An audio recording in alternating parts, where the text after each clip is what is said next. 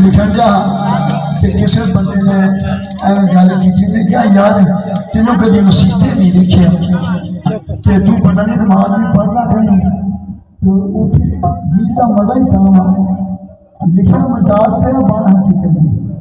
मैं तो बोल लिखा लोग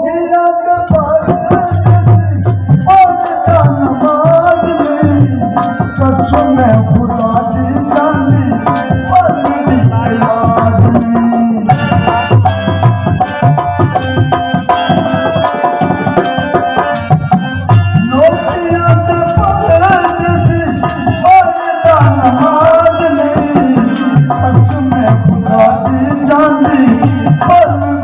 याद नहीं आशिका की होती है